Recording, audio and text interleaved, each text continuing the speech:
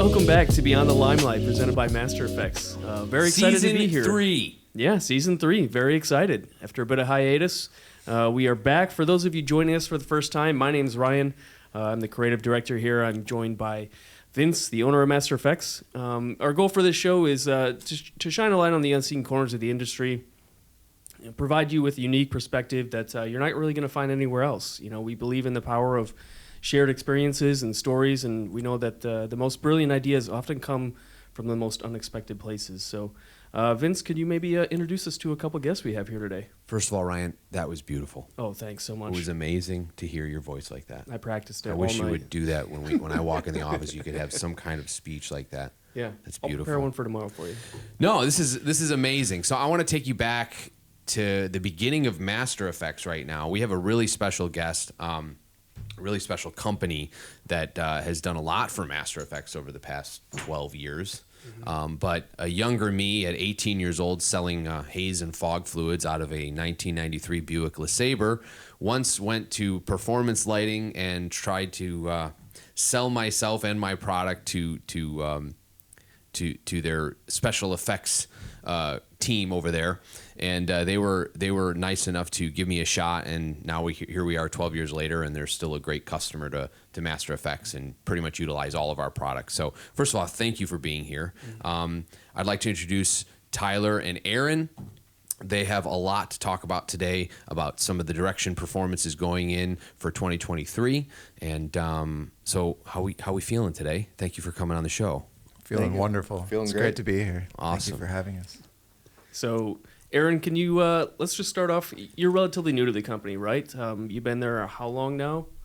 October 21st of last year, we acquired the company. Okay, so Yeah. very soon. And what drew you to performance lighting? First off, big fan of the entertainment industry and music specifically. Been going to concerts for all my life, festivals, all those things. But really the team. So my business partner, Don, was actually in a band with Russ, who's the president of the company, and that's Tyler's dad. He played bass in their band for many years. What's And the band? What's the name of the band? I think it was called Blue Atomic. The names have switched so many times. It was Blue Onyx, and that wasn't a good name. We all agreed it wasn't. So now it's Stone Drift. So now there is a band right now Called Stone Drift. Yep. Stone Drift. Which- And your dad's the drummer. Yeah, he's the drummer. Yeah. Oh man, we're gonna have to get some clips of Stone Drift in here. Oh, yeah. I remember seeing the sure. drum set hanging on the rafters the last time we visited. Yeah, there was a years drum ago. set there. Stone That's Drift badass. does indeed rehearse at performance lighting. Yep. Oh wow. And all of our crew guys love it because it'll be like end of the day, like finishing prep, and all of a sudden the drum kit's coming down, and everyone's like, "Oh no, here we go." All right, sorry to derail the Yeah, no, conversation. it's- but- Okay. That's great context because Don would go and practice at performance lighting. They bring the drums down, and at some point along the way, he talked to Russ and said, "You know, who's the owner? Is he considering selling the business anytime soon? And what's he asking for? And you know, it'd be really fun to be involved." And he happened to be turning 65, was actually looking to sell his business, and we came along and 1 year later acquired the business. What really drew me to the company, though, is the people and the level of expertise that everyone has. They have such a wonderful reputation in the community that we get to be a part of doing great work, being easy to work with. And the company has been known to be a great one to work for.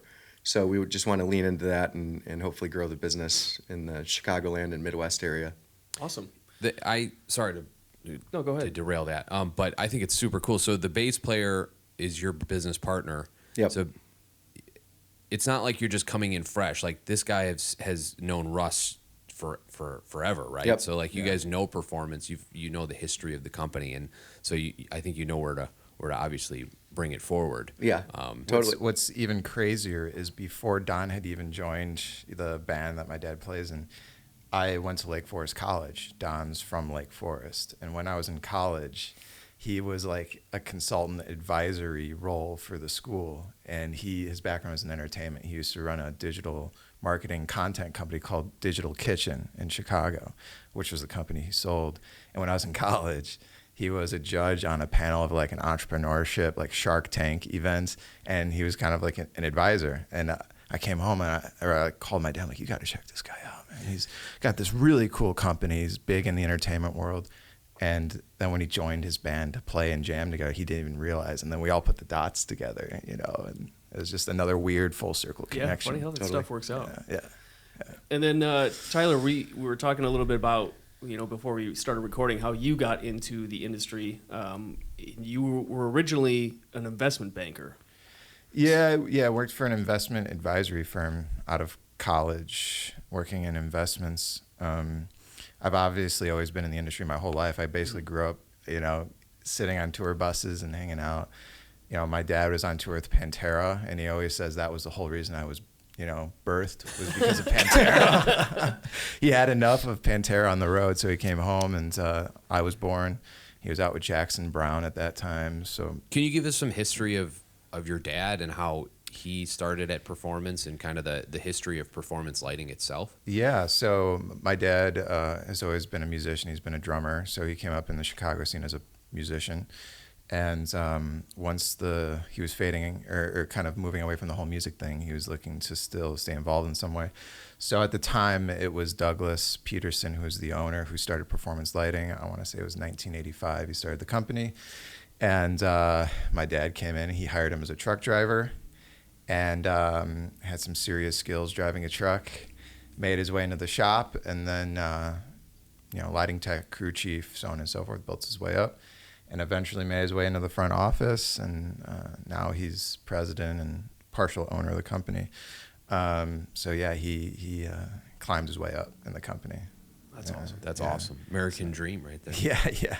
So then growing up, I was always just around concerts and production and lighting designers and programmers, and I tried to stay away from it, honestly, because that was sort of my dad's thing, and I wanted to do my own thing. So that's why after school I went into investments, and it just wasn't my thing. So had the opportunity to join Performance Lighting, join the fast lane, and that's been the journey ever since. That's awesome. Yeah. In your main role there, you mentioned that you do some managing, but you're also lighting designer. Like, how many hats are you wearing over there? Yeah. I'm probably the Swiss Army knife of the company in the sense that I'm mostly a project management, like managerial role, managing the logistics of all our shows, along with Matt Hubble and my dad and Aaron and Don, Evan as well. I feel like Matt Hubble's been there forever, too. Yeah. Matt's been at Performance for probably 15, 20 years. Every time I call, it's Matt either answering the phone or Natalie, or just and Matt. I'm like, hey, Matt, it's Vince, and he's, it's great to hear his voice all the time. And it's a great sign that you have so many employees that have been there so long. Yeah. We've maintained the same core group, and we got a bunch of young talent we're developing, and great. We just have a really solid, great group of people right now, all throughout the company. But I mostly do the project management stuff, and then pre-visual work, programming PSR files. If they need to throw me in a show, I can go behind a console. So awesome. Yeah. Aren't you a lighting director for some band that people have heard of? No. I also when I'm not working with Performance Lighting, then I'm also the LD for Stone Temple Pilots. So which is a lot of like fly dates and stuff like that. That's awesome. Yeah, that's cool. Yeah. Super cool. So I'd like to get in a little bit. You guys recently rebranded from like top to bottom, new website, new logo, everything. What was kind of the motive behind that, and what was the goal for that rebrand? Sure. Yeah. Well, this is the first time I've ever bought a company before. That comes with a lot of different challenges. Of course, we're the new guys. Can we trust them? And what are the cultural differences between how we ran our last company and how we want to run this company? And a lot of the work that we're doing is in the EDM space. A lot of the work we do, we've got tours on road with Britt Floyd. We do really high-end A-list work, and we thought we needed a brand that represented that. We hired a guy named Anthony Vitagliano, who used to work with Don McNeil. He's an Emmy Award-winning designer. And for fun, he thought it would be fun to do the rebrand for us. So we think we have something that shouts the level of quality and some of the level of work that we do now. Yeah, it looks really sharp. Yeah, that was never a priority beforehand. Mm-hmm. Our priority and sort of where the company was at beforehand was, do people hire us because of the branding on our cases, or do people hire us because of our amazing people and our service to our clients? And although that is, there's truth to that, everyone and like our hearts have always been in, yeah, but we want to represent. We want to show up and be proud of a logo and proud of, we're a part of this crew, this team, this family. And then, so when Don and Aaron came along, that became a major priority. And cultivating culture, which is a major thing that Aaron has helped cultivate in our company, but also building around a core brand. Yeah, and I think back in the day when in 1985, there was no websites. There was really nothing. It was just about shaking hands, making the job the best it can be, and performance. You guys already had that really all along, and it's kind of like sometimes I think about like, what if the internet just shut down? Can we stay afloat just by without visual marketing or visual brands? And I think there's a testament to the fact that it's just a recent change instead of a And if another exercise we went through, the company didn't really have a mission or a vision or any values written on a wall and written in stone. And our mission is to be the best place to work for and with in live entertainment. What's really apparent in this industry is that it's all about the people. If you have great people working at your company, if you have great branding that people are proud to work at the end of the day, you're going to be able to keep those people. And if we can focus on everything that we do being the best place to work for, we put that first, we're going to be the best place to work with because we'll have the best people, arriving at shows. Absolutely. Yeah. Can we write that on our wall? Yeah, please. There's a whiteboard right behind it. I'm curious because you had mentioned this is the first business you had ever purchased, right? So you've never been a business owner or manager in the past. How did you get to this place? What were you doing before, and what made you want to become that? Yeah, my last company was called Designation. And this was your company? Yep. Oh, okay. So you did have a company. Right. This is the one you purchased. Okay, right. Understood. Right. So there's already systems in place, people in place, culture in place. Gotcha. And some things, if you want to proactively change them, require a lot of strategic thinking. My last company was called Designation, and we were a user experience and user interface design school. We also did corporate innovation, so we'd go in and teach teams how to do user experience thinking. And some of that thinking is really useful in this space because it's designing a great experience, not only for your clients, the audience, but for your people that work at the company. So I'm trying to bring that thinking into the room at Performance Lighting and hopefully make it more about designing a unique experience for everyone involved that they walk away from and want to continue to work with. That's awesome. Yeah, that's great. And then one other thing, just touching on that rebrand, you mentioned that, and again, this is a testament to the network of how you met, how Don knows Russ, and just that web. You said Don also knows this graphic designer that you found, so it's all kind of in house and right, and tight network. His company, Digital Kitchen, which won tons of Emmy Awards, and they were the main client for HBO, Showtime. They did 6 Feet Under and Westworld and all these really cool shows they were involved with, and the opening credits to the marketing to experiential exhibits in Las Vegas. And he has really deep-rooted connections in TV and film. And I think music and the music industry are starting to intersect with some of those things with a lot of the media that's being shared, high fidelity shows being filmed and then shared. So we have some really unique ideas on how we can add more value to our clients, the artists, and the audience. That's super cool. It really is all about who you know. I agree. We have a lot of young listeners that listen to the podcast and kind of listen to our show. And what's some advice you would give some of the young talent? Why do they want to come work for Performance Lighting? I think, at least from my standpoint, Performance Lighting has always been a really advantageous place to work because we've always looked at the company as our tree house, so to speak. Like, this is our clubhouse, and we're trying to cultivate an environment where people enjoy coming to work, making money, and rallying around a mission, and that is, creating an incredible experience for the show. And through that, we've always had A-list level crew chiefs in our company that are deeply rooted and incredibly well-versed and skilled.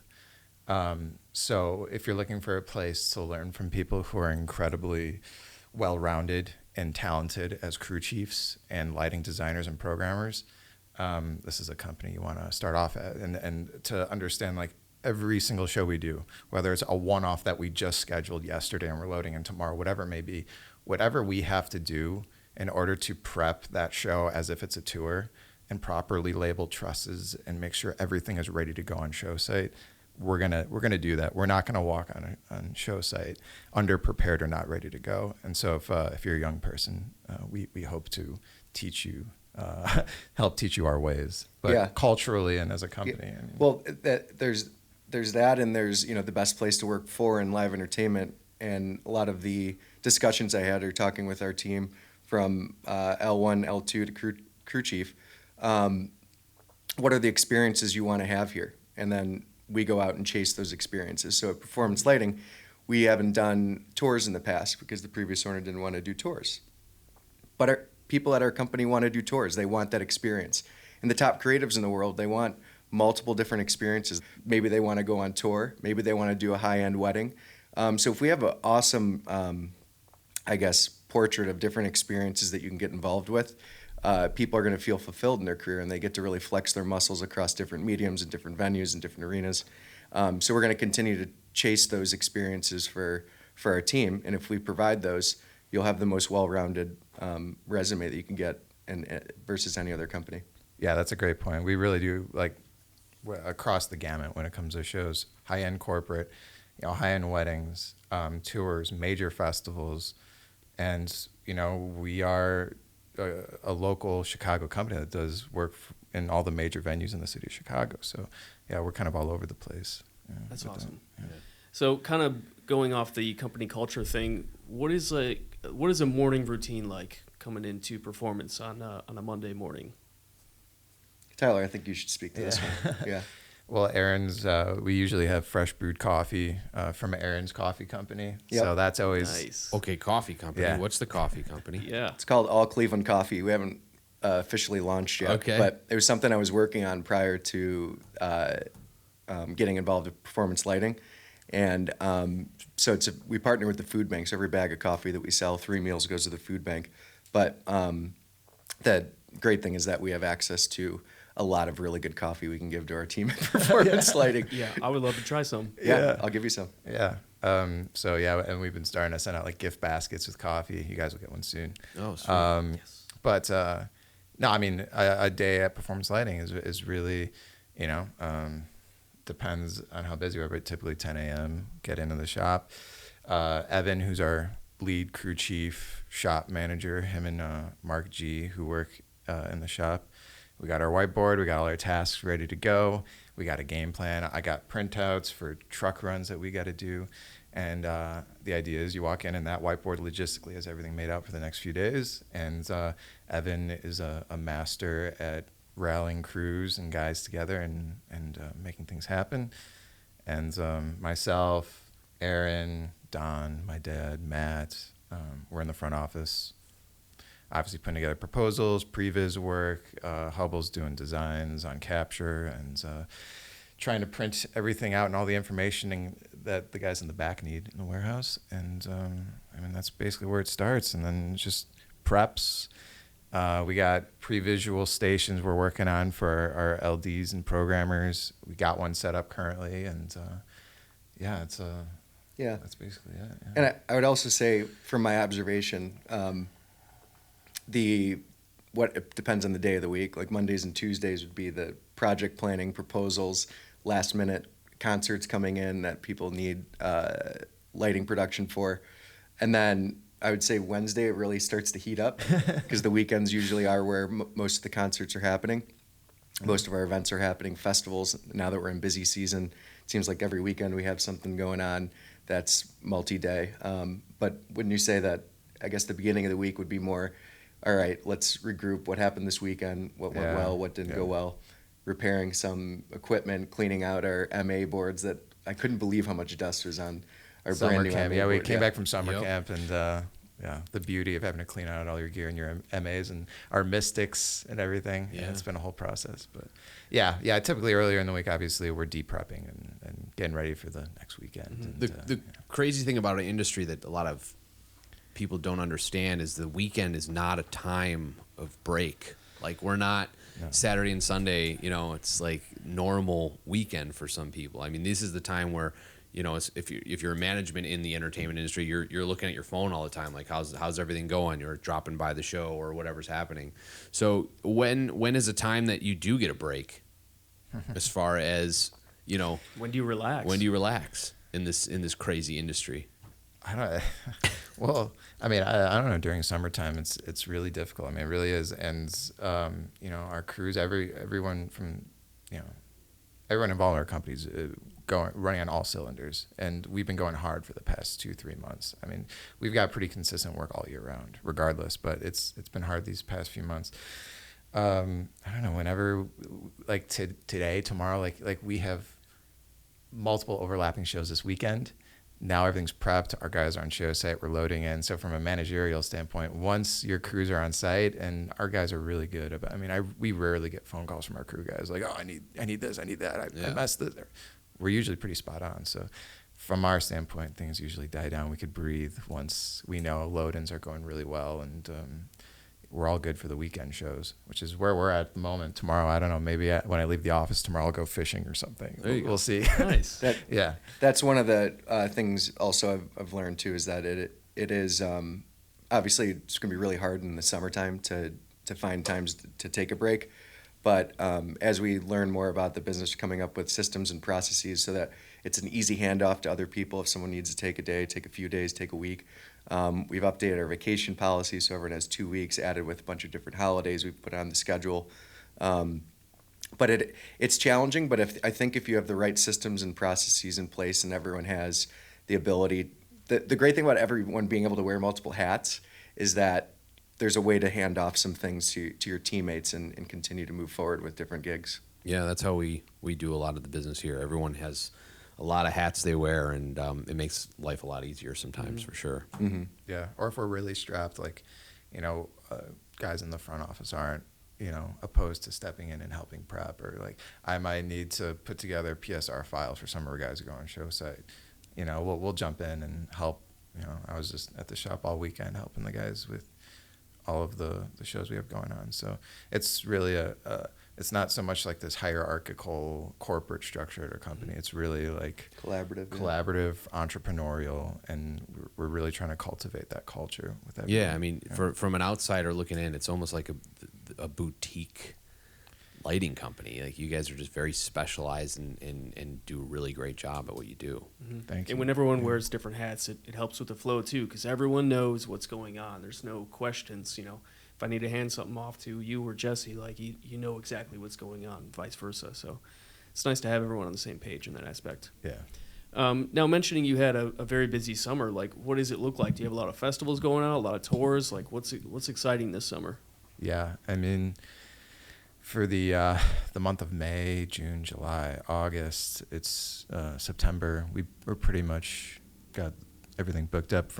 We have a major corporate event that we do annually every year. We take up it's a tenth the size of a football field that we fill up and design. Anything you can talk about? Any cool events coming up you could talk about? Yeah, I mean, we're doing Pride in the Park. That's Is that coming Grant up. Park? Yes. Nice. Yeah. So a lot of the Pride stuff we're doing, anything around Pride, we're typically involved with. We're doing heat wave stuff this weekend at Northerly Island. We're doing the after parties, all the after parties, so that'll keep us busy. Then we got a Bellator event next week. We're loading in for Bellator. It keeps going from there. We got Britt Floyd out on tour, which is our major tour. That's literally probably going to go to the end of the year. Awesome. I've seen it twice now. I saw it at the Chicago Theater, and then I happened to be in Cleveland visiting family, and they were coming through playing at Nautica Pavilion. And it's not only are the musicians like world class, but to me, what a moment of pride to see the level of production we put into the lighting systems we have on. I mean, it's beautiful, and it's so precise. And I was like, what wonderful marketing for performance lighting. These guys are on the road three shows a week, sometimes 4, and people are seeing a high-end musical production as well as lighting production, and people are walking away saying the lights were incredible, the music was incredible, and I couldn't be more proud of our team for putting that together. I mean, it's so impressive. Yeah, and it came together beautifully, and we purchased a bunch of new gear. When Don and Aaron came in, it was a whole asset like injection into the company, which has been awesome because we were kind of starving for that, and we finally got it, which has been great. But a side note on the Britt Floyd thing too, it was like I was in South America recently, and I got the chance to meet Brian Hartley, and Brian Hartley and myself were hanging out, and he's like, Tony, he's like, yeah, man. He's like, if I have any advice for you, man, he's like, I used to study like Pink Floyd lighting designs and Pink Floyd lighting, and not my first tour as a tech, but my first like major like 5-6 show a week tour was Britt Floyd.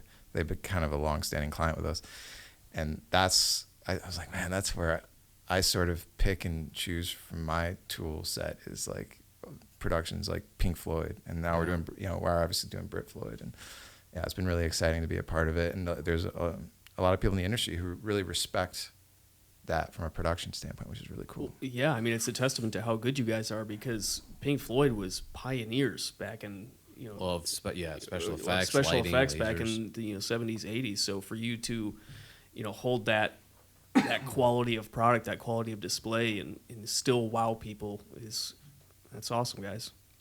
We've basically wanted to make it a priority to have 1 or 2 major tours for this year, and then next year's definitely we want 2 major tours, 2 to 3, 4 tours, and we've got this aggressive 5-year plan. So the one other major change from when Don and Aaron came into the company was really accountability, and a major thing now is like, again, back to the whiteboard. It's like if we're putting up these things that we want to accomplish as a company, we're going to do it. It was to the point where it was December 31st, and like I'm getting texts from Don and Aaron. It was like, hey, how come the new website, the server won't transfer the domain to this or that? And I'm sitting there like, oh, I don't know, can't this wait for a few days? And then like Don was like, we put on the whiteboard that by January 1st we would have this done. So could we try to make this a priority? And I'm like, wow, okay, yeah, let's do it. But that's been the attitude the whole time, which has been great. So we're sort of on course. Yeah, very cool. Yeah. And that was kind of one of the questions I wanted to touch on. What does the future look like for performance lighting? You say you have a 5-year plan. What are some of the major milestones in that 5-year plan? I mean, Aaron could probably speak to it because Don and Aaron are the masters of the 5-year plan. But the way I see it personally is like for the next year, we're definitely seem to be looking very internally, like as a company, like really finding, like rediscovering that soul of the company, so to speak, and that company culture, and making it a really wonderful place to work. Creating much more efficient operations, delving into more technology, and Don and Aaron and our management team as a group have some really cool collective like ideas for integrating technology with gear management and RFID stickers and tracking and some really interesting cool stuff we've been thinking of. But that's like the next year, and obviously we have our financial goals and how many festivals, how many tours, so on and so forth. But really I see it as like the next year or so is like a lot of internal stuff and not so much worrying about the outside world, but just really optimizing our company. And then year 2, year 3, we're focusing on higher financial goals and so many major festivals and so many major tours, and bringing in high caliber world class crew chiefs and programmers, and I don't know what yeah goes back to the mission of being the best place to work for and with in live entertainment. So being the best place to work for in the near term is focusing on the culture and the current gigs that we have now, and getting new equipment, having the latest and greatest equipment for our clients. Also, our team wants to work with the latest and greatest equipment. And then along the way, you need to grow your business to have it be the best place to work for in live entertainment. So you have new chairs that open up, new management positions, people that can take on high-end lighting director roles. So if our business were to stay the same size, there'd be nowhere to go except for maybe sideways and slightly up. But if we're able to double or even triple the business, these new opportunities will open up for our entire team.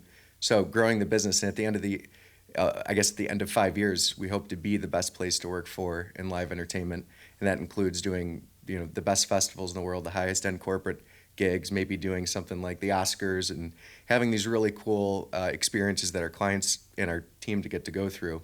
And hopefully win an award. I mean, in our 5-year plan, we want to have awards that we're winning by year 5. So those would be actual physical artifacts that are proof that we've achieved our mission. Yeah. Speaking it into existence. Yeah. Mm-hmm. You guys deserve it. So I'm excited to see it. I mean, you have everything you need here. You got amazing leadership, passion. I mean, I think without passion, you're really not going to have much. But it's going to be an amazing 5 years to watch performance unfold. Yeah. Yeah, we've got purchasing a bunch of new Master Effects gear in our 5-year plan. Well, thank you. Appreciate it. Yeah. Thank you guys for being Yeah. awesome customers. Yeah, thank you. We So- appreciate it. And we've always looked to you guys in terms of branding and, you know, Love your stuff. yeah, I mean, Ryan, I know you're a big part, obviously Vince, obviously, but yeah, the content and the videos, I mean, it's humorous, it's cool, it's fun, it's professional, and we've always looked to you guys as like inspiration on all that. Well, thank you. Outside of the products and services you guys provide, what are some things you guys are working on? Obviously, you have this cool podcast, which is going to be great for people to listen to, for aspiring people, lighting techs, as well as people that are experienced. You know, what are some things that you guys are doing that are going to be exciting in the future?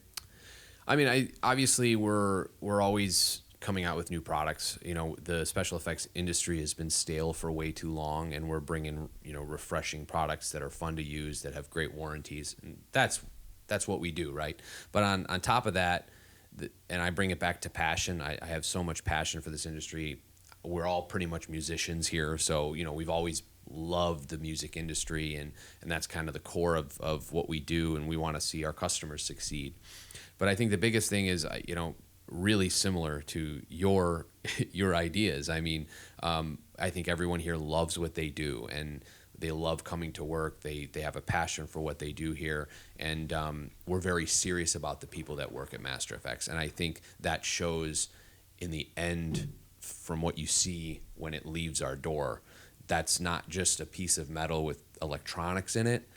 It's everyone's hard work and hands and passion that come out of it, and that's what we're all about. And it's essential to lighting. You know, that was one thing I learned too. I had no idea. When I went to the Brett Floyd show in Cleveland, you know, it's on the water, it was a windy day, and because we had great hazers, you know, we were able to actually see the lights. But in the beginning, when it's light out and it's tough to keep the haze in the ground and around the stage, like, it's actually really hard to see the lights. And I had no idea how essential haze is to the performance. But the one thing that also is exciting, and Tyler manages one of our amazing clients, and that's Oris and Radius and all the work they do. I imagine for you guys, the EDM space has really pushed the technology forward and made people want to, or the need to innovate, because it's such an essential part of the production. Mm-hmm. You know, rock and roll, you go to the show, the lights are amazing and supplemental, but it's like almost core, it feels, to EDM, that they are in sync and that they Absolutely. Provide a wonderful experience. But has that been the same for you? The EDM industry's exploded and it's kind of pushed tasers to a... Yeah, I mean, we're lucky to work in so many different facets of entertainment, from theme parks to, you know, concerts, you know, Fire museums, training. all that kind of stuff. But when it comes to really pushing the limits, EDM is out of this world when it comes to pushing the limits. I mean, they want, you know, because there's no musicians on stage to show amazing riffs or drum solos or whatever. I mean, it's a DJ that needs to do that. But I think the DJs need help from people like you guys, the visuals, and that's what's really pushing the limits. How much haze can we get out in this amount of time? How many, you know, it's not just haze anymore. It's confetti and all this other stuff, and lasers and lights, and All of our clients love your Atlas geysers, especially in the EDM world. Yeah. We've had a great success with the Atlas geysers, which have been great. yeah. It's pretty crazy to see an idea that was just in our brains of how we can improve what was already, you know, just the geyser, which was just a very low output, to us actually manufacturing a unit and actually having it on riders. That I think that is the It is biggest, crazy. It's the very cool to coolest thing see. for us. But You know, because it all started with just a pen and paper. just like, how are we going to make this thing? Yeah. But So do you guys design in-house? Are you engineers Everything's- yourselves? Yeah. Well, we have engineers that Yeah, work yeah. here, but you know, everything's designed and manufactured here. That's awesome. I was talking to someone the other day, and like someone's bringing up, you know, like LD, what's the worst thing you want to hear as an LD is like, well, one of the worst things you want to hear is like no haze, for a show or something, and, I was talking to someone and we were talking about strobes and like, JDC versus whatever. And like, someone was like, yeah, man, JDC's just hit different. Like whatever strobe you have, JDC's just hit different. And then someone's like, yeah, man, it's like haze, like Master Effects, like those Mystics, they just hit different. I love to hear it. I like that's so cool. That's the theme. They Yeah. just hit different. Yeah. So performance just hits different. Yeah. Well, I love it. who Especially comes up tagline. with your naming conventions like Prodigy, Atlas, Mystic? I mean, those are badass. Oh, well, I appreciate that. Yeah, I mean, honestly, We all just have a list Yeah. on our computers and we throw some names around. you want to talk about like December? We're slacking each other names of stuff. Hey, I just went and saw this. It's like it says this. Whatever. Whatever. Yeah, it is. exactly. You're reading something. And sometimes it's, it's like, my that word's wife cool. who just texts me like, I think she texted me that one time Mystic, just like that's got it. I'm like, Yeah. oh wow. And She then, didn't text you. You're a prodigy. no, she didn't text me. We're really inspired by our favorite bands, things like that. Like, we have a fog fluid named Presto, and I'm a huge Rush fan, one of their albums. So, Yeah. so it's just Love it. stuff like that. But I appreciate that. Yeah, Yeah. thank you. Awesome, guys. Yeah, well, this was great. it's been a great conversation. Thanks so much for, I actually took away a lot more than I thought it would talking to you guys, which is Yeah, awesome. Great motivation. Yeah, seriously. I mean, this is awesome. We're I'm excited ready to see. I'm ready to implement some of his Yeah, right. stuff. No, I appreciate you guys having us on, and it's been really fun to get to know the industry. I admire the passion everyone has for it. It's kind of self-selective too. Like, if you don't have the passion, you're not going to want to stay up till 2 a.m. when shit hits the fan at one of your major That's very concerts. true, So it's really cool to be around so many passionate people, and it's hard to find that. Like, some people can mull around in a big organization, but if you aren't into this, you're not going to really make it. It's very true. We'll end on that. Yeah. Awesome. Where's the best place for people to connect with you guys? Instagram, website, Facebook? Yeah, Instagram probably, our website. We're active on Facebook and Instagram and all the major social medias and Yeah. LinkedIn. Go look up Performance Lighting. Give them some love. Take a listen to Stone Drift. Yeah. Yep. And we're hiring. And we're going to have some coffee. I'm very excited for some Performance coffee. is hiring. What else? Tell me more about this Stone Drift. Can we just pull some up? Are they online? Should we just get Russ on the phone? Let's right get now? Russ No, over no. here. Yeah. FaceTime Russ. How about the outro song is Stone Drift? Okay, sounds good. All right. Perfect. All right. Thanks, guys. Take We'll care. see you Thank next you. episode. Thanks, guys.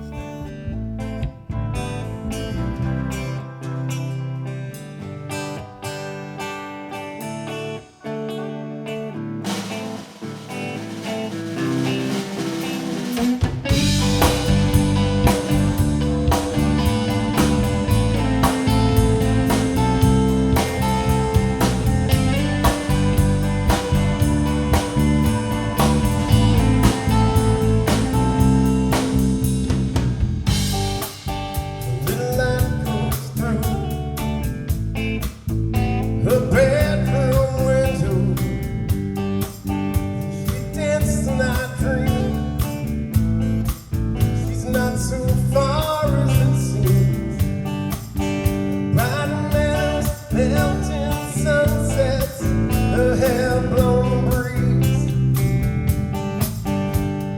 She can't see me watch.